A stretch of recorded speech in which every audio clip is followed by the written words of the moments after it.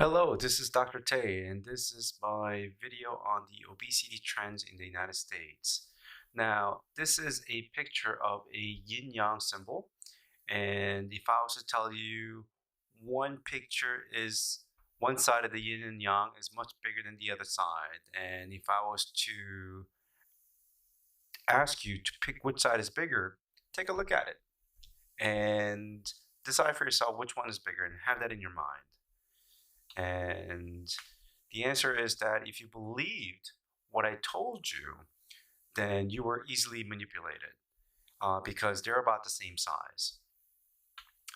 And if you're told enough lies as a young child, you can be convinced that it's the truth. And this was said by James Waldman. And if some people continue to lie to you and you believe it and you accept it as fact, there are consequences, meaning certain things are going to happen. And I believe that is the food pyramid. If enough people believe in the lie, then it becomes culture. Um, and what we were given in terms of the food pyramid really doesn't serve us. And people have made better food pyramids over the years. And this is just to point out that there's something not right. And this is my evidence that if the culture passes that misinformation, then it becomes tradition. So whenever I go to family gatherings and the way we eat, it's just a glutton fest of really bad food, and people are addicted emotionally to the foods that we eat. And unless this culture really changes, is not going to change the direction that this country is headed for. Um, and I wanted to share with you the obesity trends. The definition of obesity is defined by having your body mass index to be 30 points or greater, or if you happen to be 5 feet 4 inches, you're 30 pounds overweight. Now, the BMI index is not an indicator of health, meaning a person who, let's say, who happens to be 5 feet 4 inches, who's got 30 pound overweight, and now if this person was all muscles, now that person can still be healthy instead of not just being overweight. So the BMI index is not able to really give a specific definition. That's why in my office, in my uh, weight loss program, I don't just weigh or measure the BMI and just weight. I measure other factors, things like the body mass index, weight, obviously, and also body fat percentage, water percentage, muscle mass, and other factors, so that when we create a larger picture, we're able to see what is happening in the human body over a period of time, especially when you're on a health trajectory. So in other words, when people get on my scale, they fess up because I know how to read the numbers. If a person is losing fat and losing water, the chances are they're detoxing. And if the water is increasing and the fat percentage is going down, they're flushing a lot of things out. So there's ways to read this. So this is a picture of the United States in 1985. The states that are shaded in white means that there was no data at that point, and the research started in these states. Light blue indicating that it's less than 10% of the population fitting to the description of obesity. The darker, slightly blue colors is 10 to 14%. And as we go in forward to 1986, 1987, 1988, 1989, 1990, 1, 2, 3, and boom, all of a sudden, in 1994, the entire country is now 10 to 14% fitting the description of obesity. And the darker blue color is indicating 15 to 19%. And as we go forward in time more, new colors are emerging. And that light blue state, I believe it's Colorado, is hanging in there. It's hanging in there 2001. And by 2002, Colorado joins the rest of the country to be 15 to 19% of that population fitting to the description of obesity. And new colors have emerged where 20 to 24 and the orange states are now less than 25% fitting to the description of obesity. So there is something happening. Perhaps it's the food pyramid, perhaps is all the commercials that the country's been watching about health, right? And as we continue to go, more and more states. Once again, Colorado is hanging in there as the healthiest state, 15 to 19%. And 2008, 2009, and boom, 2010, Colorado joins once again the rest of the country to be 20 to 24%, fitting to the description of obesity. And new colors have emerged. Places like Texas, where it's dark red, these states are less than 30%. Um, that's like almost 1 in 3 people are now fitting to the description in those states.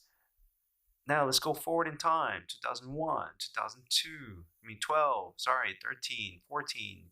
New colors emerging, less than 35%, a new higher number. And according to this trend, where are we really headed as a country? And what is the underlying issue? Well, the complications of obesity, there are a lot of things, ranging from sleep apnea, lung disease, liver disease, gallstones, cancer, arthritis, gout, pancreatitis, diabetes, heart disease, stroke. And that according to this trend, it is estimated that 90% of Americans will be overweight by the year 2030. And that the number one killer in this country is heart disease.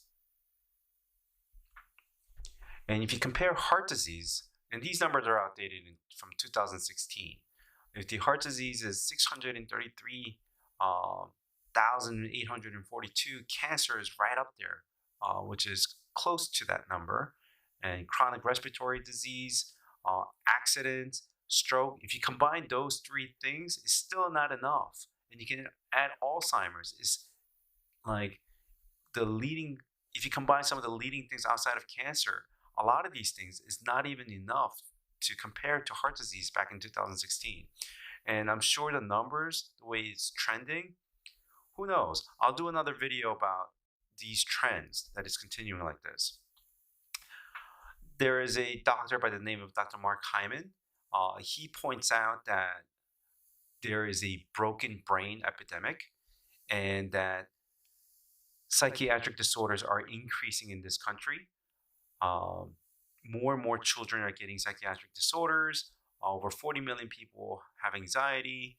20 million people have depression. 1 in 10 Americans are now using antidepressants. Alzheimer's disease will affect 30%, and some say up to 50% and that this trend will continue to have on people. ADHD, at the time of this writing, was 9% of children aged between the ages of 8 and 15. Autism is increasing. Learning disabilities are increasing. So there is a trend, and there are many factors to it. But the fact that the big question is, are these things connected? Well, the American health crisis, we're spending about $1 trillion on medication per year. 12.6 million adults, 6.4 million children in America have ADHD, 31.6 adults suffer with depression, 3.3 suffer with anxiety, and you get the gist, right? And according to this, there's this thing called diabetes type 3. The United States is the first country to develop diabetes type 3, and it's called Alzheimer's. 65-year-olds, 10% of them will have it. When you turn 75, 25% will impact. And by the time you're 85-year-old, half of the people will have Alzheimer's. And researchers predict that it will affect 106 million people by the year 2050. And that this trend will continue to have. And according to Dr. Mark Hyman, it's robbing people of the older generation of their past, robbing adults of their present, and robbing young people of their future. And as this continues to expect that Alzheimer's will triple by the year 2050. And there is a direct correlation that I feel that the obesity trends and the link as diabetes is directly related with the broken brain epidemic. It's not just, eating a lot is causing us to just gain weight and have heart disease. This is really affecting our brain. There's a strong correlation within the mind-gut relationship, and that autistic children have 95 to 100% of them have some sort of GI dysfunction, and that ADHD and dementia is directly correlated. And in ancient medicine, there is a direct relationship between the mind and the gut. And the mind, the spirit of it is held in the heart, according to Chinese medicine. And there's a mind-gut relationship that the ancient people knew. And even Hippocrates, all diseases begins in the gut. And he's the guy who said, "Let food be thy medicine, let thy medicine be thy food." And the gut is so important. Why? Because not only we have a second brain down there, we also have this thing called the intestinal flora, gut bacteria, that outnumbers, in terms of the number of cells, 10 to 1. So in our body, we're not all human beings. We're made up of this intestinal gut flora. And they not only help produce neurochemicals, helps with digestion, helps with our immune system, but the mind-gut axis helps a person really be healthy or not. And according to this, the brain-gut axis relays communication between central nervous system and the brain and the spinal cord and the enteric nervous system, which is the gut. And there are a lot of neurochemicals that the mind-gut relationship really has that helps with not only controlling inflammation, regulating sugar, impacts immune system, cognitive controls, and mood. And a healthy gut equals a healthy mind and body. And the key thing is, are you eating so much inflammatory foods where it's so acidic that your gut is leaking? And if it is, then all these bad things are coming into your body. And there is carbs and sugar definitely affects the intestinal leaky gut situation, because as sugar goes into the body, it becomes very acidic.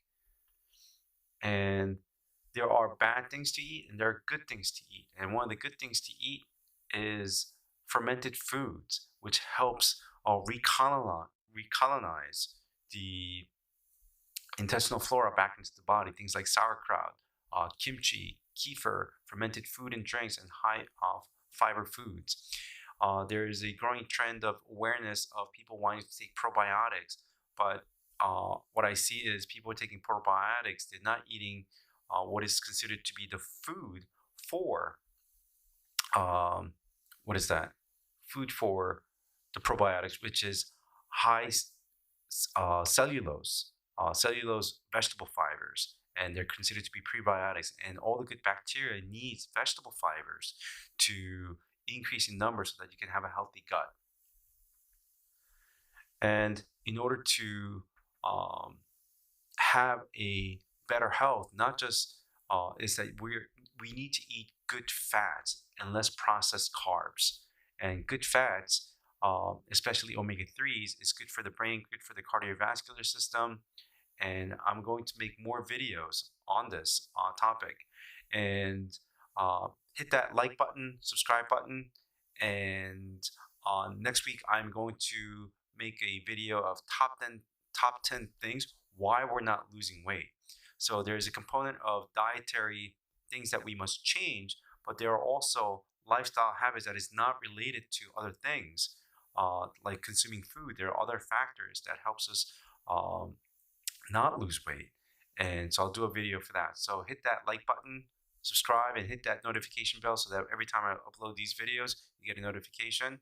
And I'll see you next time.